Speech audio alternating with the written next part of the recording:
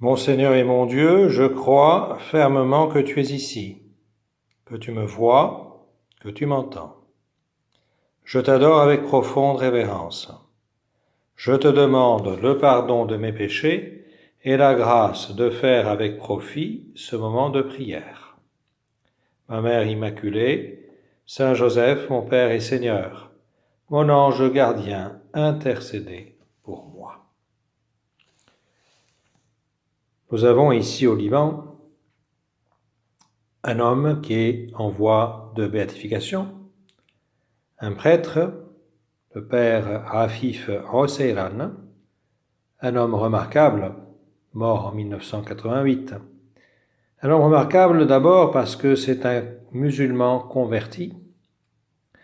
Il s'est converti contre l'avis de ses parents, il a été menacé. Il s'est converti évidemment à la lecture de l'Évangile. Et en particulier ce passage où le Seigneur demande d'aimer vos ennemis et prier pour ceux qui vous persécutent. Là, en lisant l'Évangile, il a été bouleversé, il a dit « Seul Dieu peut affirmer ce genre de phrase ». Et ça a été le point de départ de sa conversion. Il faut dire, quand il était petit, dans la ville de Sidon, il est de Sidon, la région de Sidon, il avait des amis chrétiens. Il voyait toujours chez ces chrétiens beaucoup de joie et surtout beaucoup de piété. Alors de temps en temps, il les accompagnait à la messe le dimanche. Et là, évidemment, il voyait le recueillement intensif. Au Liban, les gens sont très pieux, les beaux chants, les beaux psaumes, la beauté de l'église aussi. Bon, une église belle et qui l'attirait beaucoup. Et déjà, cela l'intriguait. Il s'est mis à l'évangile et voilà qu'il a fini par se convertir. Et ensuite, il a fait de très belles choses, des œuvres sociales pour les pauvres, les plus pauvres, les démunis, les enfants des rues, de toute confession. Et malgré tout cela, et avec tout cela, il a réussi à convertir aussi beaucoup de musulmans sans faire de publicité. Il disait, le musulman se gagne par la charité. Montrons-leur l'amour du Christ et avec cela, nous les attirons. J'ai voulu introduire notre prière ce matin précisément sur ces deux axes. D'abord, la beauté de l'Église, la piété à l'intérieur de l'Église, parce que justement l'Évangile de ce jour, le Seigneur qui, à juste titre, se fâche devant la façon dont se comportaient les Juifs dans la maison de prière. Il parle de la maison, ma maison sera une maison de prière. Vous en avez fait une caverne de brigands. Et en même temps, la lecture de l'Évangile qui a influencé cet homme, qui l'a rendu justement aux portes de la béatification, c'est justement l'Évangile. Ils étaient suspendus, l'Évangile nous dit, les gens qui l'écoutaient, le peuple qui l'écoutait était suspendu à ses lèvres. Jésus, donc, saintement indigné, en voyant la situation, qu'il triva au temple, et il va finir par expulser les marchands et les acheteurs. Dans le livre de l'Exode, Moïse avait déjà disposé qu'aucun Israélite ne se présente au temple sans offrande.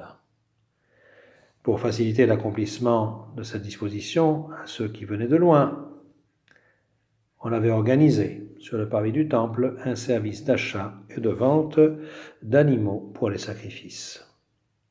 Ça devint un vrai marché de bétail.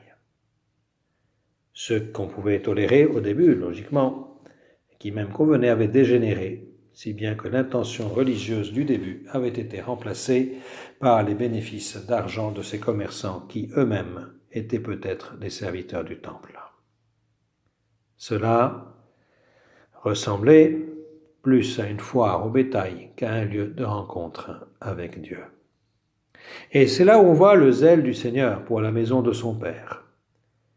Le Seigneur ne peut pas supporter ce spectacle déplorable et il va les chasser avec leurs tables et leurs animaux. Et c'est très important pour nous. Aujourd'hui, les temples chrétiens, nos églises, là où l'on célèbre non pas des sacrifices d'animaux, mais le sacrifice eucharistique, et où Jésus Dieu et homme est réellement présent dans le tabernacle, c'est là où nous devons soigner particulièrement notre attitude à l'Église.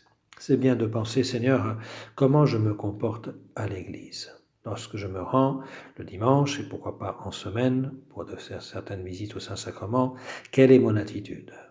Est-ce que j'ai cette révérence, cette piété, cette adoration du Seigneur présent dans le tabernacle? Saint José Maria, dans son livre Chemin, nous dit « Il y a une politesse de la piété. Apprends-la, comme il est pénible de voir ces hommes pieux ne savoir ni assister à la messe, bien qu'ils l'entendent chaque jour, ni faire le signe de la croix. Ils esquissent précipitamment quelques gestes vagues, ni fléchir le genou devant le tabernacle, leur ridicule génuflexion semble une raillerie, ni incliner la tête avec respect devant une image de Notre-Dame. Ma maison sera une maison de prière. » Comme elle est claire, cette expression qui désigne l'Église comme la maison de Dieu. Nous devons aller à l'Église, j'insiste, avec amour, avec joie et aussi avec un grand respect, comme il convient à un endroit où Dieu lui-même se trouve et nous attend.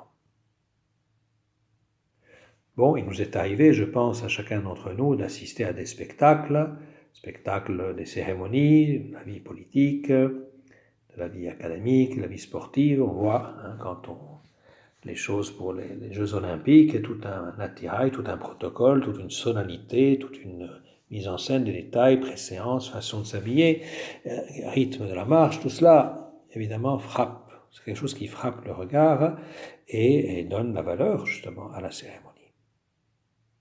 Entre les personnes aussi, l'affection se démontre par de petits gestes, par des attentions, par des soins.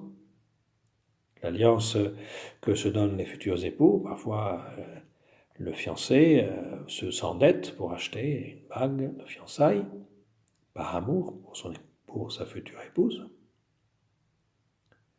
C'est une façon de manifester l'amour. C'est le rite simple dont l'homme a besoin pour exprimer le plus intime de son être. Parce que l'homme n'est pas seulement corps, ni seulement âme. Il a besoin de manifester sa foi dans des actes extérieurs et sensibles qui expriment bien ce qu'il porte dans son cœur. Quand on voit quelqu'un, par exemple, sa façon de se tenir devant le tabernacle, ici au Liban, nous avions un prêtre italien, et un jour, il a prêché dans un petit village du nord du Liban une méditation. Son français était approximatif et donc les gens du village, évidemment, n'avaient pas saisi grand-chose. Et à la sortie, il a dit, un des jeunes qui était là, disait « Je n'ai pas compris grand-chose, mais j'ai appris une chose très importante. J'ai vu ce prêtre s'agenouiller devant le tabernacle et ça m'a ému. Et j'ai compris que je devais mieux me comporter devant le Seigneur. Je devais adorer le Seigneur réellement présent dans l'Eucharistie. » Et c'est ce que Saint Jean-Paul II, d'ailleurs, il a fait connaître l'influence qu'a eue sur lui la piété simple et sincère de son Père.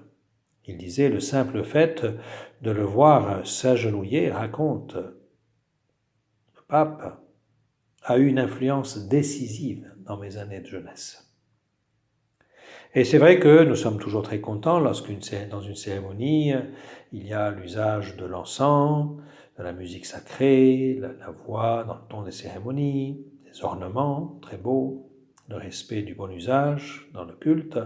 Eh bien, la propreté, le soin, tout ceci a toujours été des manifestations de la foi d'un peuple croyant. Faisons de la maison de Dieu vraiment une maison de prière. Et c'est vrai que ici au Liban aussi, la Harissa, c'est un lieu de pèlerinage à la Vierge Marie. Il y a une chapelle dans laquelle il y a une adoration permanente du Saint-Sacrement. Et il y a un ostensoir d'une très très grande beauté, d'une grande splendeur. Évidemment, c'est quelque chose qui... Et quand on s'approche de cet ostensoir, on voit que plus on s'approche de la place qu'occupe l'hostie consacrée, plus l'art est riche et précieux. Comme c'est important, On voit que le meilleur de l'art est placé là où seul Dieu peut l'apprécier. Ce soin, jusqu'au plus petit détail, aide puissamment à reconnaître la présence de Dieu. Et c'est vrai que nous devons faire des efforts, Seigneur, nous voulons faire un effort particulier pour t'adorer vraiment. Que nos églises soient vraiment une maison de prière. Quand on lit ce que le Seigneur, les prescriptions que le Seigneur a données à Moïse au Sinaï, en fixant tous les moindres détails, la dignité de tout ce qui se rapporte au culte, évidemment, combien plus nous devons faire un effort particulier dans tout ce qui touche le Seigneur, qui est réellement présent avec son corps, son sang, son âme et sa divinité dans le tabernacle. Les choses sacrées sont intimement, spécialement unies à la sainteté de Dieu, et avec elles, le Seigneur fait valoir la plénitude de ses droits. Le zèle, avoir le zèle pour la maison de Dieu, pour son honneur, pour sa gloire, c'est un enseignement central. C'est quelque chose qui est très agréable à Dieu. Et le Seigneur va avoir des propos durs, il va dire « Ne jetez pas les choses saintes aux chiens, ne jetez pas vos perles aux pourceaux ». On est dans une ambiance aujourd'hui, dans le monde de désacralisation. Et c'est pourquoi il faut redonner, et c'est une question de foi, réexpliquer avec beaucoup de patience que le Seigneur est réellement présent dans le tabernacle, qu'il y a une façon de se tenir à la messe, une façon d'entrer à la messe, de s'habiller pour honorer le Seigneur. Il y a l'incrédulité, mais nous sommes des intimes de Dieu, nous devons travailler. Combien de personnes sont malheureusement plutôt dans la superstition aujourd'hui ? L'Église nous rappelle que Dieu seul est notre unique Seigneur. Il a voulu déterminer beaucoup de détails et de formes du culte qui sont des expressions de l'honneur dû à Dieu et d'un véritable amour. Non seulement elle enseigne que la Sainte Messe est le centre de l'Église, de la vie de chaque chrétien, et elle détermine sa liturgie, mais elle a voulu de plus que nos églises soient de vraies maisons de prière. Alors nous demandons à la Vierge Marie, notre Mère, elle qui a porté le Christ, le premier tabernacle du monde, que nous sachions respecter la présence réelle du Seigneur, que nous fassions de nos églises une maison de prière et que nous soyons suspendus aux lèvres du Seigneur. Je te remercie, mon Dieu, des bonnes résolutions, des actes d'amour et des inspirations que tu m'as communiquées dans cette méditation. Je te demande de m'aider à les mettre en pratique. Ma Mère Immaculée, Saint Joseph, mon Père et Seigneur, mon ange gardien, intercédez